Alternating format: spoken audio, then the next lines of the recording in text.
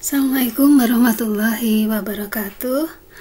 Pada kesempatan kali ini Ibu akan melanjutkan pembahasan materi selanjutnya ya, yang berkaitan dengan pembahasan ERD, spesifikasi file dan pengkodean.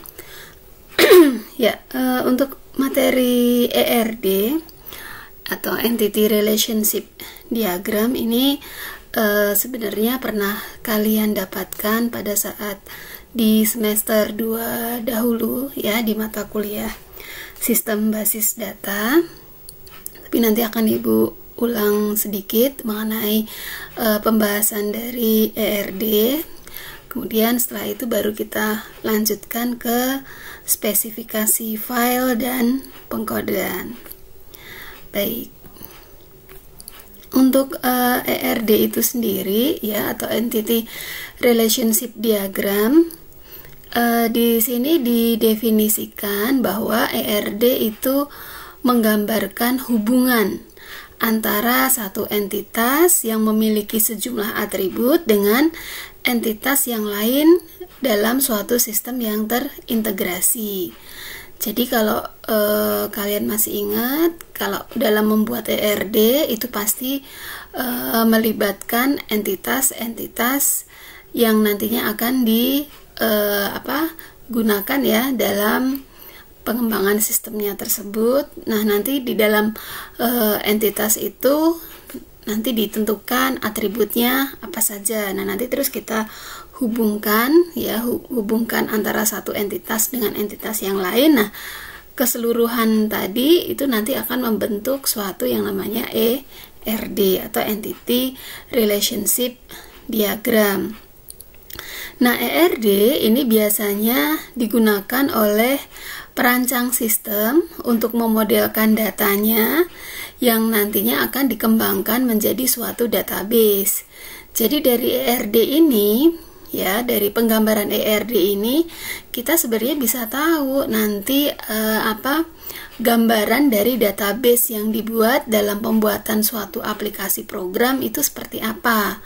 Ya, kira-kira nanti tabelnya yang berkaitan itu apa saja ya. Jadi sebenarnya istilah entitas itu bisa juga dikatakan sebagai suatu tabel ataupun suatu file gitu.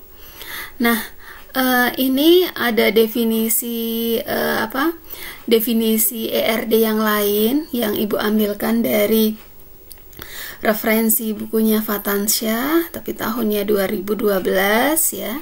Di sini ERD itu adalah suatu model entity relationship yang berisi komponen-komponen himpunan entitas dan himpunan relasi yang masing-masing dilengkapi dengan atribut-atribut yang merepresentasikan seluruh fakta dunia nyata yang kita tinjau. Jadi nanti kita gambarkan ERD itu dalam suatu entitas, kemudian nanti ada relasi, kemudian bagaimana hubungan antara satu entitas dengan entitas yang lain, seperti itu. Nah, kemudian kalau menurut Sukamto dan Salahuddin tahun 2018, ERD itu adalah bentuk paling awal dalam melakukan perancangan basis data relasional. Ya, jadi nanti untuk penggambaran desain database-nya itu bisa menggunakan ERD ini. Gitu salah satunya ya. Nah, kemudian dalam pembuatan ERD tentunya kita harus tahu simbol-simbolnya. Simbol-simbol dalam ERD itu apa saja. Nah, berikut simbol-simbolnya, mungkin kalian masih banyak yang ingat. Ada entitas, ada weak entitas, ada relationship, ada identifying relationship, ada atribut derivatif, atribut primary key, atribut multi-value, dan atribut composite. Nah, ini akan Ibu jelaskan satu persatu mengenai simbol-simbol dari ER diagram ini. Yang pertama adalah entitas. Entitas ini bisa didefinisikan sebagai suatu kumpulan objek atau sesuatu yang dapat dibedakan atau diidentifikasikan secara unik. Dan kalau untuk kumpulan dari entitas-entitas itu biasanya disebut dengan entity set. Nah, kalau untuk entitas itu sendiri biasanya dibedakan menjadi dua, ada yang namanya strong entity set dan weak entity set. Jadi kalau strong entity itu gambarnya seperti ini, persegi panjang, ya ini dimana strong entity ini adalah entity set yang satu atau lebih atributnya itu digunakan oleh entity set yang lainnya sebagai key. Sedangkan kalau weak entity, ya kalau weak entity ini adalah entity set yang bergantung terhadap strong entity. Jadi weak entity ini digambarkan dengan persegi panjang, 4 persegi panjang yang bertumpuk. Jadi kalau untuk strong entity ini, jadi atributnya itu nanti bisa digunakan oleh entitas yang lainnya sebagai key. Nah, yang menggunakan atribut dari strong entity ini itu yang dinamakan dengan weak entity. Contohnya seperti ini contohnya. Nah, ini di sini ada pegawai, di sini ada tanggungan, ya. Di sini misalkan pegawai, entitasnya di sini ada nopek, misalkan ada nama, tanggal lahir, dan seterusnya. Nah, pegawai ini merupakan strong entity. Misalkan pegawai di sini memiliki tanggungan. Nah, tanggungan di sini dia memiliki atribut misalkan seperti nama pegawai, ya. Kemudian jumlah tanggungan berapa. Nah, ini kan untuk nama pegawai misalkan di sini ini kan menggunakan atribut yang dimiliki oleh pegawai dari entitas pegawai maksudnya, ya. Jadi ini dinamakan sebagai weak entity. Atau bisa juga di sini di tanggungan ini dia menggunakan nopek di sini, ya, nopek untuk menentukan nanti tanggungannya nanti berapa di sini. Jadi ini dinamakan sebagai weak entity karena dia menggunakan atribut yang dimiliki oleh entitas pegawai seperti itu. Nah, kemudian berikutnya adalah simbol atribut. Nah, atribut itu adalah kumpulan elemen data yang membentuk suatu entitas. Jadi nanti dalam satu entitas itu terdiri dari beberapa atribut. Nah, kumpulan dari atribut-atribut tersebut membentuk suatu entitas. Nah, untuk jenis-jenis atribut itu antara lain yang pertama adalah atribut kunci atau atribut primary key. Nah, biasanya dalam penggambarannya itu dikasih garis bawah di bawah penamaan atributnya. Nah, ini merupakan atribut yang digunakan untuk menentukan suatu entity secara unik. Kemudian ada atribut simple seperti ini, ya, atribut ya biasa, yaitu atribut yang bernilai tunggal. Kemudian ada atribut multi value, penggambarannya seperti ini. Ini adalah merupakan atribut yang memiliki banyak nilai. Ya, contoh di sini adalah entitas pegawai. Entitas pegawai ini memiliki beberapa atribut seperti NIP, nama, tanggal lahir, dan gelar. Jadi dari beberapa atribut ini kita bisa menentukan mana yang merupakan key-nya. Dalam hal ini yang bisa kita jadikan sebagai key di sini adalah NIP. Kenapa? Karena data dari NIP ini dia unik, artinya data yang dimiliki adalah berbeda dengan yang lain. Jadi memiliki nilai yang tunggal juga sebenarnya. Nah, kemudian untuk nama, tanggal lahir ini bisa dikatakan sebagai atribut simple.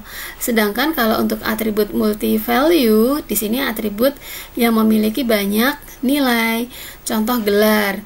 Kalau gelar kan misalkan setiap pegawai ini kan kemungkinan bisa memiliki lebih dari satu gelar, ya. Misalkan kalau kalau D3 ya berarti AMD, ahli madya, kalau S1 sarjana, seperti itu, ya, dan seterusnya. Ini contoh dari penggunaan atribut. Nah, kemudian ada juga atribut komposit. Nah, bentuknya seperti ini ya. Atribut komposit itu merupakan suatu atribut yang terdiri dari beberapa atribut yang lebih kecil yang mempunyai arti tertentu. Contohnya, misalkan di sini atribut nama pegawai, dari entitas pegawai ya, dari entitas pegawai tadi memiliki atribut nama. Nah, nama ini bisa terdiri dari nama depan, nama tengah, nama belakang. Nah, ini dinamakan sebagai atribut komposit juga bisa. Kemudian atribut derivatif. Atribut derivatif itu bentuknya seperti ini ya, oval yang putus-putus garisnya. Nah, ini merupakan suatu atribut yang dihasilkan dari atribut yang lain. Sehingga misalkan di sini ya ada atribut umur, ini merupakan kalkulasi atau perhitungan dari atribut tanggal lahir. Misalkan untuk mengetahui umur ya, umur dari suatu pegawai ya, ini kita bisa melihat dari tanggal lahirnya. Jadi tanggal lahir ini bisa menghasilkan atribut umur. Makanya atribut umur ini dinamakan sebagai atribut derivatif. Kemudian selanjutnya adalah ada simbol relationship.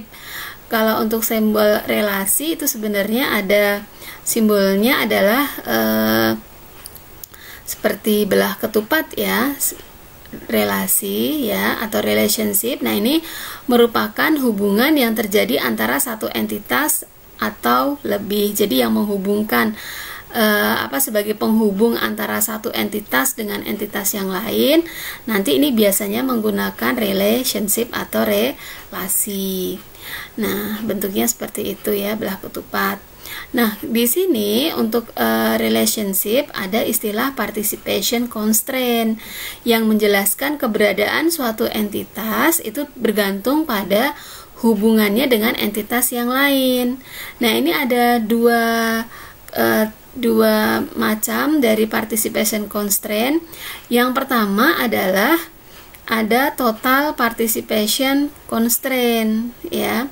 Total participation constraint ini ya, ini merupakan keberadaannya itu keberadaan suatu entitas itu bergantung pada hubungannya dengan entitas yang lain. Jadi kalau misalkan penggunaan dari total participation constraint ini dengan menggunakan dua garis penghubung, nah nanti otomatis di dalam relasinya, simbol relasinya itu juga nanti ada relasi yang bertumpuk atau yang disebut dengan identifying relationship seperti itu.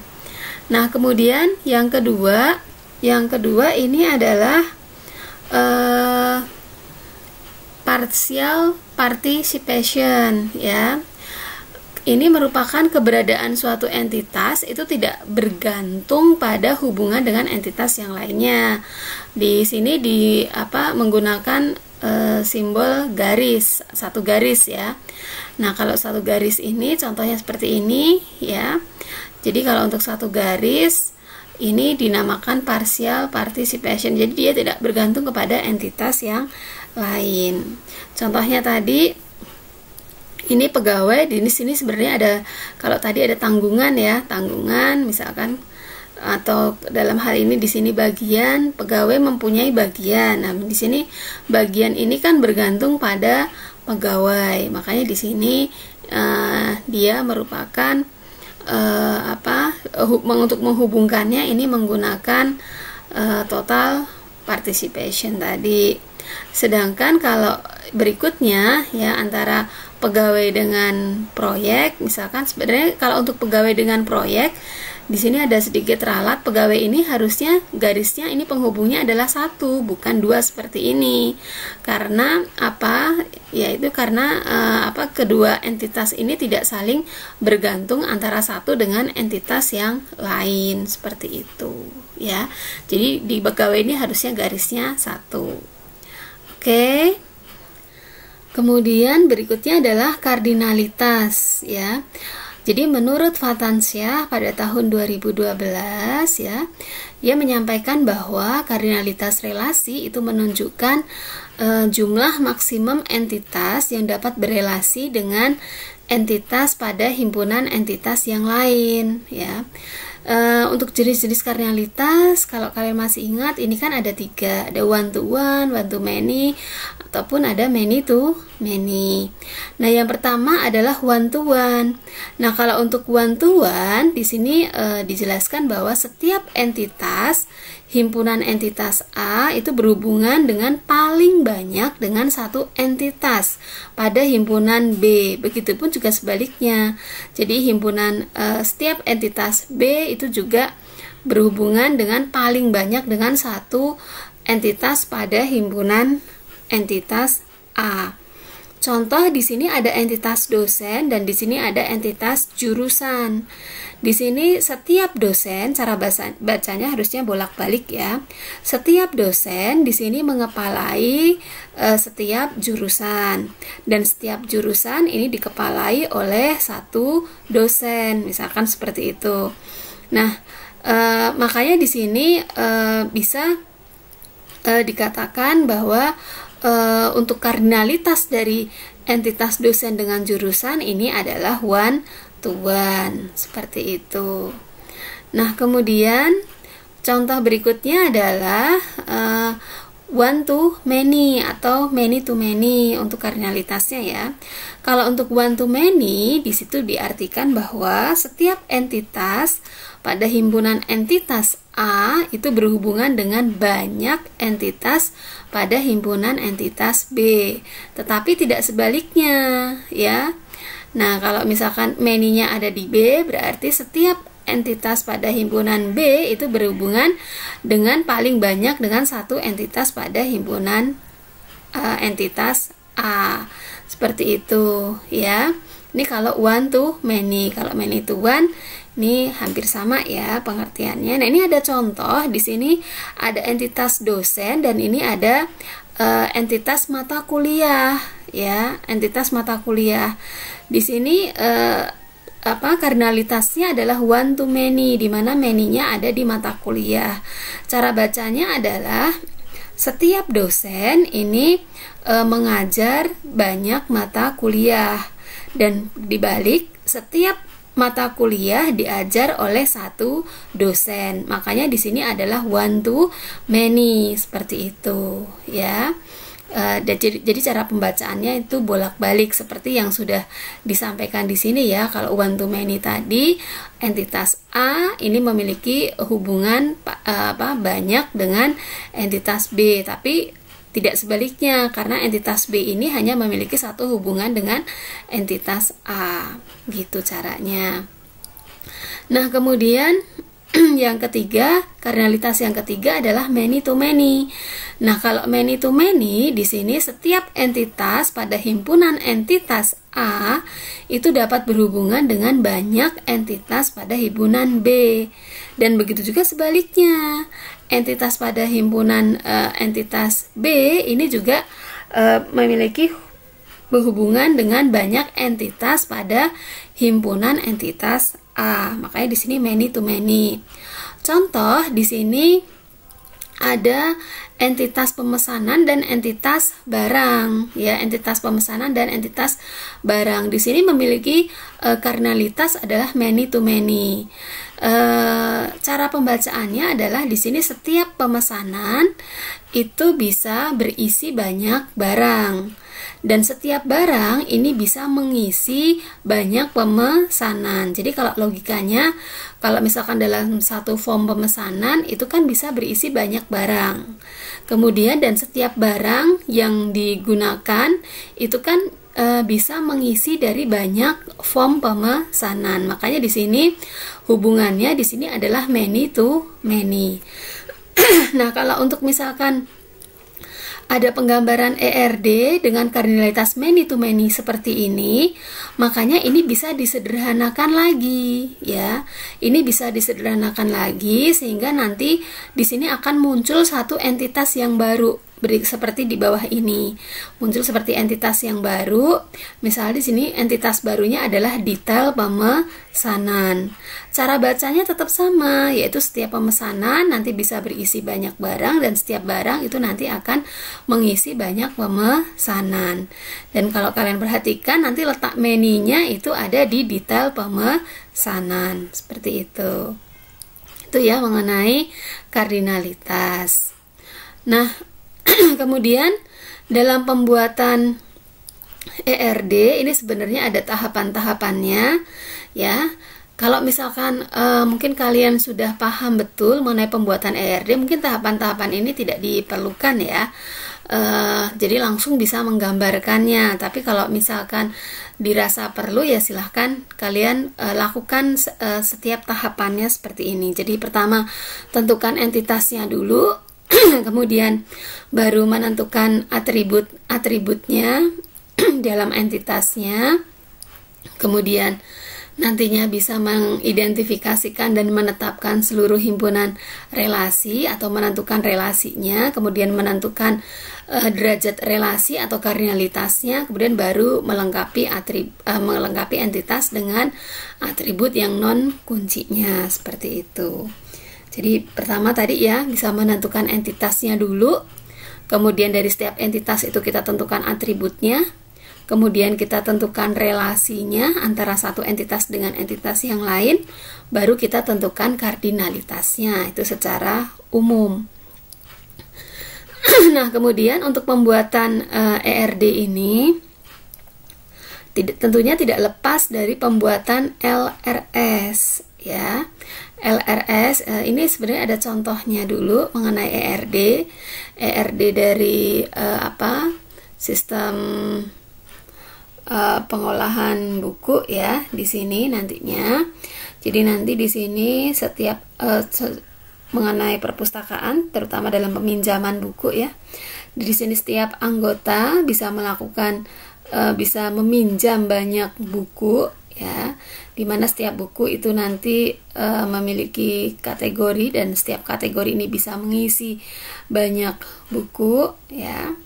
Kemudian nanti buku ini nanti akan diinputkan oleh petugas ya, diinputkan oleh petugas seperti itu.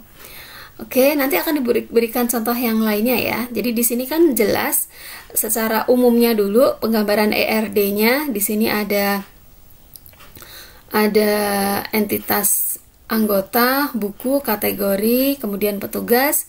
Kemudian di sini juga kita bisa menentukan relasinya ya, relasinya di sini ada meminjam, ada mendata, kemudian ada melayani, ada memiliki, seperti itu ya. Kemudian di sini juga kita bisa tentukan atribut yang kuncinya yang mana, yang non kuncinya itu yang mana. Baik, itu dulu, nanti akan diberikan contohnya ya untuk penggambaran ERD-nya. Nah, tadi seperti yang sudah Ibu sampaikan, dalam pembahasan ERD ini juga tidak lepas dengan bahasan LRS atau Logical Record Structure. LRS itu merupakan representasi dari struktur record pada tabel-tabel yang terbentuk dari hasil relasi antar himpunan entitas. Jadi nanti dari LRS ini kita bisa melihat dari kardinalitasnya, kemudian jumlah tabelnya, kemudian menentukan forenskinya itu letaknya ada di mana. Yang pertama adalah one to one. Jadi kalau one to one, misalkan di sini setiap supir dapat mengemudikan satu taksi dan setiap taksi dikemudikan oleh supir. Nah, dari entitas ini kalau misalkan kita gambarkan LRS-nya, supir ini nanti akan berubah menjadi tabel. Jadi di sini ada tabel supir dan di sini ada tabel taksi seperti ini. Jadi di sini harusnya ada atribut-atributnya ya. Jadi supir ini memiliki atributnya seperti nomor supir, nama, alamat dengan key-nya adalah nomor supir. Sedangkan kalau taksi ini atributnya ada nomor taksi, nopol, merek, tipe. Nah, kemudian untuk peletakan forenskinya, kalau misalkan kardinalitasnya itu adalah one to one, maka peletakan foreign key-nya itu bisa di salah satu tabel, bisa di tabel supir ataupun bisa di tabel taksi. Contoh seperti ini. Jadi yang pertama ini letak foreign key-nya ada di tabel taksi. Yang kedua letak foreign key-nya ada di tabel supir seperti ini. Jadi kalau one to one itu bisa milih salah satu ya. Atau biasanya pilihlah dengan entitas yang mengikuti kejadian sebelumnya seperti itu bisa juga ya. Ini kalau yang one to one. Nah berikutnya kalau yang kardinalitasnya adalah one to many ya. Di sini misalkan setiap dosen ini dapat membimbing banyak kelas dan setiap kelas ini dibimbing oleh satu dosen. Nah kalau seperti ini kan jelas letak many-nya itu ada di kelas. Nah kalau one to many ya, letak many-nya itu sudah jelas ada di entitas mana, maka peletakan foreign key-nya itu pasti ada di tabel many, ada di entitas many-nya. Jadi kan ini nanti dosen akan kalau di LRS ini nanti akan berubah jadi tabel dosen, ada NIP, nama, alamat, dan ini ada tabel kelas. Nanti di sini ada atribut kelas, jurusan, semester, jumlah mahasiswa. Nah, di sini letak foreign key-nya itu ada di tabel kelas. Karena apa? Karena many-nya itu ada di kelas seperti itu. Jadi harus paham ya di sini ya untuk meletakkan foreign key-nya, tidak boleh sembarangan. Nah, berikutnya di sini adalah untuk yang many to many. Nah, kalau untuk many to many di sini misalkan setiap mahasiswa itu belajar banyak mata kuliah dan setiap mata kuliah nanti dipelajari oleh banyak mahasiswa. Nah, nanti kalau misalkan di sini many to many kardinalitasnya, misalkan dalam ERD-nya many to many, maka nanti dalam pembuatan LRS-nya, nanti akan muncul satu tabel yang baru nantinya di situ. Kalau dalam ERD tadi dapat disederhanakan sehingga muncul entitas yang baru. Begitupun juga dengan LRS di sini. Di LRS-nya pun kalau misalkan di sini ERD-nya adalah many to many, maka dalam penggambaran LRS-nya ini akan muncul satu entitas yang baru di sini. Misalkan di sini ada mahasiswa, ada nilai dan ada mata kuliah. Begitu. Ya, ini ya yang perlu diperhatikan. Jadi kalau misalkan ERD-nya kardinalitasnya one to one, maka di LRS-nya letak foreign key-nya itu bisa pilih salah satu tabel. Tapi kalau di ERD-nya kardinalitasnya adalah one to many, maka letak foreign key-nya itu pasti ada di tabel many. Ya, untuk pembuatan LRS. Nah, sedangkan kalau untuk ERD-nya untuk many to many kardinalitasnya, maka pembuatan LRS-nya ini nanti akan muncul satu tabel yang baru seperti itu. Ini yang perlu dipahami benar ya dalam pembuatan LRS. Nah, berikutnya ini adalah mengenai spesifikasi file. Jadi sebenarnya setelah melihat tadi contoh dari pembuatan ERD, kemudian nanti akan terbentuk suatu LRS. Nah, nanti kita bisa menentukan spesifikasi filenya gitu, spesifikasi filenya dimana nanti kita bisa menentukan tabel-tabel apa saja nantinya yang akan terbentuk sehingga nanti membentuk suatu database seperti itu. Nah, kalau misalkan ERD-nya contohnya seperti ini, berarti nanti ini akan muncul yang akan kita jabarkan nanti di sini ada tabel anggota, ada tabel buku, ada tabel kategori dan ada tabel petugas. Sehingga dalam pembuatan spesifikasi filenya berarti nanti di sini ada 4 spesifikasi file yang harus dijabarkan. Nah, nanti untuk atribut-atributnya seperti apa ya sesuai dengan yang ada di ERD dan di LRS-nya tentunya. Acuannya di situ. Jadi untuk pembuatan spesifikasi file itu melihatnya dari ERD yang sudah dibuat ataupun dari LRS yang sudah dibuat, plus sebenarnya kita bisa juga melihat dari database-nya. Jadi dari database-nya, tabel-tabelnya yang sudah dibuat itu kan biasanya ditentukan tipe datanya, panjangnya itu berapa. Nah, nanti kita bisa cross-check dengan di situ, di dalam database-nya. Contoh di sini yang dijelaskan adalah mengenai spesifikasi file buku. Jadi dalam pembuatan spesifikasi file ini ada beberapa parameter. Sebenarnya untuk parameternya ini kurang lengkap. Nanti di contoh Ibu akan lebih lengkap lagi. Untuk nama filenya ini sesuai dengan nama tabelnya. Jadi kalau di ERD, di LRS penamaannya adalah buku, ya berarti kita gunakan buku. Kalau akronim, ya akronim itu biasanya ini melibatkan extensionnya dalam pembuatan tabelnya di dalam database-nya. Kalau misalkan ini menggunakan MySQL softwarenya, berarti di sini menggunakan .myd seperti itu. Jadi buku.myd. Kemudian kalau untuk tipe file itu sebenarnya bisa dikategorikan menjadi dua. Ada file master dan ada file transaksi. Jadi kalau file master itu data-datanya biasanya tetap, tidak berubah, sebenarnya bisa berubah tapi dalam jangka waktu yang lama. Sedangkan kalau untuk tipe file yang file transaksi itu data-datanya bisa berubah sesuai dengan transaksinya. Kemudian nanti di sini sebenarnya ada organisasi file juga. Organisasi file itu ada 3 ya. Ada sekuensial, kemudian ada random dan ada indeks sekuensial. Jadi kalau organisasi file yang sekuensial itu biasanya pengorganisasiannya secara berurutan, kalau random itu secara acak, kalau indeks sekuensial itu gabungan antara sekuensial dan random gitu. Jadi biasanya nanti kalau untuk organisasi file itu yang digunakan adalah yang indeks sekuensial. Nah, kalau untuk akses file ini nanti ada 2 sebenarnya ya, ada random dan ada sekuensial.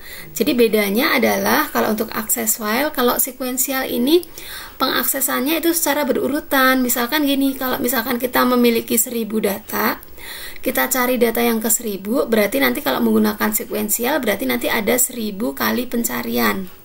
Ya, sehingga baru menemukan datanya. Tapi kalau random, ya misalkan kita mencari data yang ke 1000, misalkan data yang kita cari itu lebih besar dari nilai tengahnya, maka pencariannya mulai dari nilai tengah ke 1000. Berarti kan waktu dalam pengaksesan filenya ini lebih cepat dibandingkan dengan yang sekuensial. Makanya di sini dituliskan random. Nah, kemudian untuk field key dulu. Field key ini adalah kunci yang menjadi field kunci yang dijadikan sebagai primary key-nya dalam tabel buku ini. Nah, ini softwarenya MySQL. Nah, kalau untuk panjang record, ini cara menghitungnya adalah dilihat dari tabelnya dulu. Jadi setelah kita tentukan parameternya tadi, nah di sini kita tentukan ini di sini panjang recordnya. Di sini kan ada panjang-panjangnya sebenarnya di dalam tabelnya. Nah, ini sebenarnya ada kesalahan ya, mohon maaf di dalam slide ini. Ini kita menjelaskan mengenai file buku. Di sini file instansi, ini ada kesalahan ya di slide, harusnya di sini yang dijelaskan adalah file buku. Nah, tapi kalau untuk menentukan penjelasan mengenai panjang record ini kenapa 250, harusnya nanti dilihat dari jumlah dari panjang yang ada di sini. Ini harusnya 250. Kalau di sini kan lebih dari 250 ya. Jadi kalau untuk menentukan panjang record dilihat dari ini. Kita jumlahkan semua panjang yang ada di dalam atribut-atribut yang digunakan dalam pembuatan tabel tersebut. Seperti itu. Ya, seperti ini ya. Ini ada kesalahan ya di sini di slide kalian. Nah, kemudian mengenai teknik pengkodean ya. Mengenai teknik pengkodean, kenapa sih kita perlu belajar pengkodean ya? Jadi kode itu biasanya digunakan untuk mengklasifikasikan data, kemudian memasukkan data ke dalam komputer dan untuk mengambil bermacam-macam informasi yang berhubungan dengannya. Jadi gini, penggunaan kode ini sebenarnya untuk memudahkan dalam melakukan pencarian data. Contoh, misalkan kita memiliki 100 data. Kita memiliki 100 data dan misalkan di data tersebut tidak ada atribut yang uniknya, biasanya yang dijadikan kode ini merupakan atribut primary key ya, biasanya, atau yang menjadi kunci. Kalau misalkan tidak kita berikan kunci ya, maka otomatis kan pencariannya mungkin akan lebih lama. Nah, misalkan nanti kita sudah berikan kunci pun, nah nanti dalam pembuatan kodenya pun itu sebaiknya memiliki suatu arti. Jadi kalau membuat suatu kode, ya misalkan kalian bikin suatu aplikasi program, ya kemudian nanti dalam membuatkan misalkan kode khususnya untuk yang menjadi atribut primary key-nya itu harus unik, ya setidaknya memiliki arti gitu. Jadi tidak asal bikin kode aja gitu.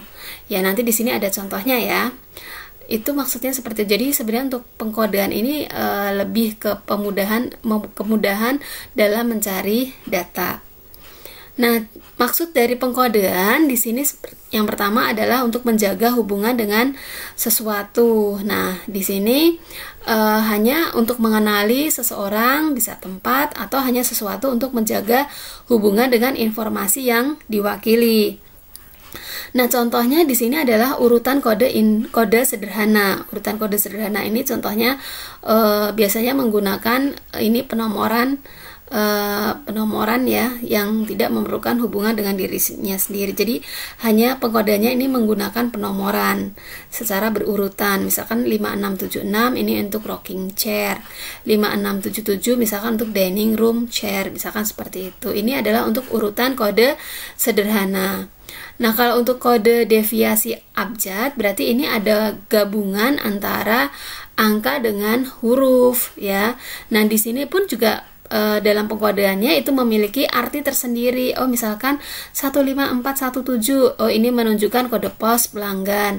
Kemudian di sini ada ini harusnya TNG ya. TNG ini menunjukkan nama pelanggan, bukan YNT ya, tapi TNG. Kemudian 7533 ini menunjukkan alamat pelanggan. Kemudian TGP baru menunjukkan kode majalah. Misalkan seperti itu ya. Nah, ini ya sesuai dengan ini. Jadi ini memiliki arti dalam pembuatan kodenya seperti itu ya. Kemudian yang kedua adalah klasifikasi informasi. Nah, ini untuk menghasilkan kemampuan untuk membedakan di antara kelas-kelas. Misalkan untuk klasifikasi kode, oh misalkan F itu untuk freshman, S itu untuk sophomore. Nah, tapi kalau seperti ini, kalau hanya pengkodeannya menggunakan F, S, ini kemungkinan nanti terjadi banyak duplikasi data gitu, seperti ini. Jadi lebih ini agak kurang unik ya kalau menurut Ibu sendiri. Nah, kemudian blok urutan kode di sini misalkan untuk membedakan satu grup data dengan karakteristik khusus. Nah, misalkan di sini hanya I untuk mewakili interest payment, M untuk medical payments. Ini pun sebenarnya agak kurang unik ya dalam membuat kode kalau misalkan pengkodeannya seperti ini saja gitu. Kemudian yang ketiga adalah merahasiakan informasi. Jadi kalau untuk merahasiakan informasi, di situ menyembunyikan informasi supaya tidak diketahui oleh orang lain. Nah, biasanya untuk merahasiakan informasi itu ada yang namanya plain text, ada yang namanya kode chippernya ya. Nah, ini kan mungkin pernah kalian pelajari ya. Ini plain textnya misalkan Bleach Mine, ini ada penomorannya. Nah, nanti kita gunakan salah satu software untuk menentukan kode chippernya sehingga nanti bisa ketahuan ya kode rahasianya. Cuma kadang tertentu saja ya yang bisa membacanya. Nah, kemudian